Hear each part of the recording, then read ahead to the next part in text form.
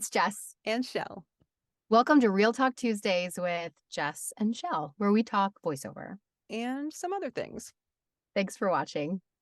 Welcome back to today's episode. We are talking about imposter syndrome, and it's something that I don't think the two of us only have. I think this is something that every single artist deals with. I've read a lot of books lately about art and creativity. And in every book, they always there's a whole chapter devoted to imposter syndrome. So, Michelle, do you feel any kind of imposter syndrome when you're in I the don't field? know what that feels like. I've never. Oh, no? Okay. Maybe you should write a book. It's awful. Like everybody I know has it, or most people I know, I should say. And I feel And the like ones who everybody, don't probably do. They just don't they admit don't it. talk about it. I definitely struggle with this for sure. Um, yeah. And it does, it's crazy. Like I know who I am. I have confidence. Whatever, but doesn't matter. Like I know people talk, you hear people who have like, quote unquote made it, who are like the voice of whatever, or they're doing these crazy things and they've won all these awards and they still feel so insecure. Like I Why do I you think that is? it makes me sad. It makes me sad for them. It makes me sad for me. It makes me sad that I can't completely figure that out. It's like I feel it's like it must be like I don't know. Like I feel like I had a good upbringing and whatever, but I feel I'm thinking, going into the psychological aspect, like Like, growing up, like I always had that fear of like nobody coming to your party. Like, is that a oh, thing? yeah. Yeah. Like that. So even to this day, like if I do something, I'm like, even this show, like I don't like I think I probably put it off for a couple of years. Like I was just like, oh, no one's gonna care. It's like No, it's that not, thing. nobody's gonna watch, or Nobody's if gonna they watch. do, they're Nobody gonna complain about You'll whatever. get like one like, and then I'm like, who cares? And then like so I have the two voices in my head, like I have all this creativity. I want to do things. I want to create things. I want to make things. But then it's like nobody cares. Nobody, who wants to listen to you? They're Nobody not good cares. enough. Yeah, you're not good enough. Yeah. And I hate that. Like, and then I'm just like, shut up, everyone. Right. Like, Let me just think for a minute. let me I need exactly. to have my brain back. Yes. And it just like I don't know. Like I work on this all the time. I try to do it, and it's like the comparison thing, Mm, which is, what is that? Comparison is the thief of joy, right? It's true. It's yeah. everybody posts everything. And, I try to post a lot of like the real stuff, like the good and the bad and the ugly, like all of it.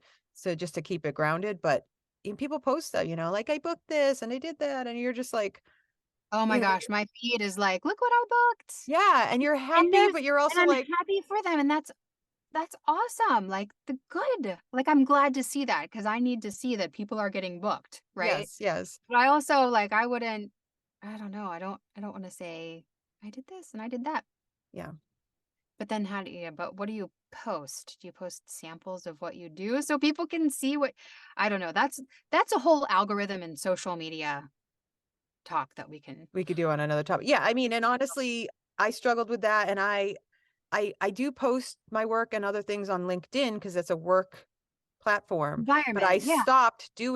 I stopped posting most of my work on Facebook. Every once in a while, I'll trinkle something in, but I feel like it felt like goofy and braggy, and yet you also have that struggle of like, well, to stay relevant and to stay, I actually watched something recently where they said and this kind of was like, what? Like they said, like the future is if you're doing a voiceover and they're picking between you and someone else, they're going to pick the one who has more of a following. And I was like, Right. So now we have to be influencers? when did my career become about like how many people I knew? Why wasn't it about the quality of my voice and what I did? Like, right? And so Yeah. that's just kind of messes with your mind. You're right. You're just like, I'm not a cool Not kid. good I'm enough. not. Not good Yeah. enough now, and I wasn't good enough then, and now I only have 300 followers instead of Yeah. 3,000 or Yeah. 10,000 followers. And yet you'd also like mentally, you're like, I don't want to worry about how many Don't people want to do following me that. or like me or whatever, right? You're just I want like, to be in my garden. Honestly, I want to be with my kids, my husband. I want to be in my garden. I want to that's not what life is taking about. pictures. I don't want, yeah. Yeah. That's not and we know that like logically, right? But you still can sometimes get pulled into that Oh, wave. yeah. And and it's like, it's not, it's like a lie, and yet it is kind of saying, like, they are saying that could affect who books the job, which is like, it But makes then no sense to me. don't you think, well, if they're gonna pick someone based on that, do we really wanna work with them? Like, Right. does Is it that res job meant for me? it's No, resonating Yeah. with us? Yeah. Yeah. Oh, But it is something that is for sure a challenge, especially in I think in a creative way. I mean, I don't know. I feel like it's in a lot of worlds. There's a lot of like, it's like, what would you do if you didn't have that voice in your head? Like, I would be like what would you taking do? over the world. Like, I've always wanted to do a TED talk. That's terrifying. Like, About I what? Anything? honestly, so you know how I lost over 120 pounds, right? Yeah,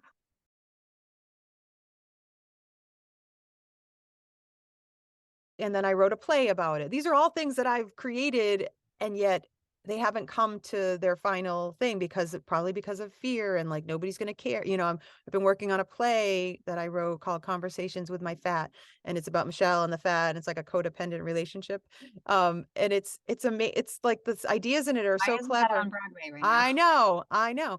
And like there's a point where getting in my prom dress and I'm zipping in the fat into the dress, and it's a guy. It's my friend Jape, who's my creative partner, and he's the fat. So he's playing the fat. Like, how cool is that? As like in every scene he's with me, he's like running and his suit, it's like a flesh colored suit. Like, he's fat. That's his like, I always think that'd be funny, like the auditions for fat. Okay, you're Michelle's fat. Your only motivation is to keep her heavy. Go. Right. Do the Mess with scene. their Yeah. minds. Yes. And that's what the play is also like. It doesn't matter if like fat is maybe not your thing you're working, whatever you're working on, the imposter syndrome, it kind of it like symbolizes that, right? That Yeah, piece of you that's always your failure, that thing that's always trying to keep you back. That's ugh.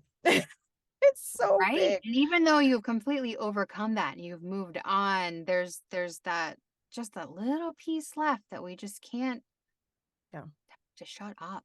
Yeah. So we're not here to give you advice on how to I know. I get was rid. like, how do we make this positive now? How do we help people? How Well, do you overcome your yeah. imposter syndrome?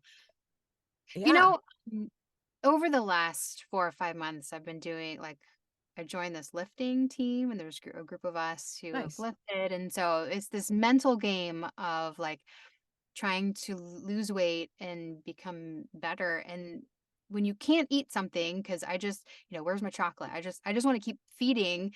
But when you take that away, you're dealing with those thoughts, those imposter thought. Like Yes. you You're not can't. numbing, you mean. Yeah. Right, right. You're Yeah, yeah. not numbing. You're actually facing it and you're able to say, "You know what?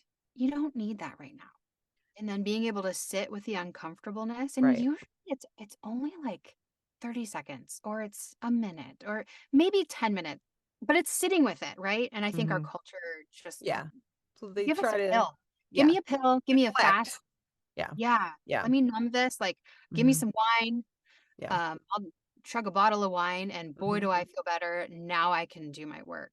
When you're in that being curious, when you're in that space of like, I why do I feel Still sad not that enough.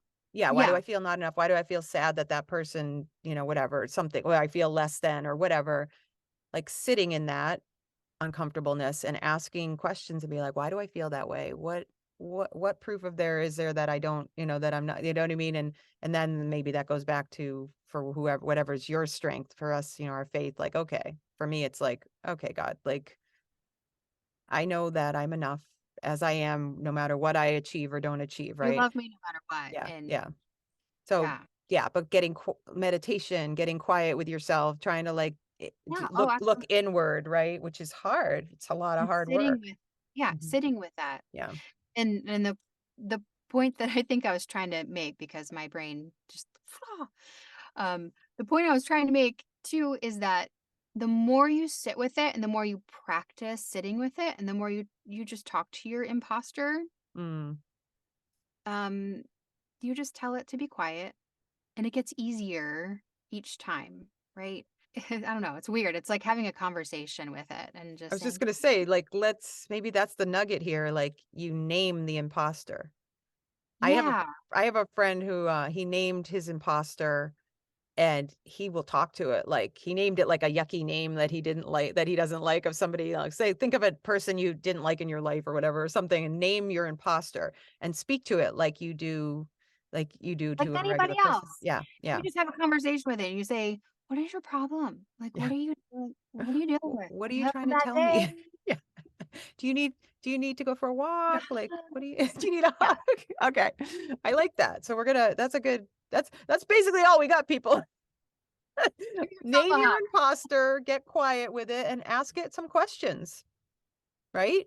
Be like, okay, Yeah, I but see then what you're saying. I'm not really sure it's true, but like, okay, like you want to be, it's like it wants to be heard, right? So, okay, and that's possible. Maybe there's things that psychologically are just coming up that we need to deal with that we've kept pushing to the side, and it's numbing like, out. Yep. "Oh, yeah, Mhm. numbing out."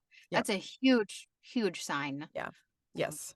something that you're gonna have to walk through pain. Like, Yes. let's just walk through the pain It'll go by quicker if slowly. you do. Yeah, and Yeah. it's easier Easier. I each agree. time that you I do. agree. I agree. No So, pain, no gain. no pain, no gain. Made that So, shirt. imposter syndrome, it's a thing. We got it. We're working on it.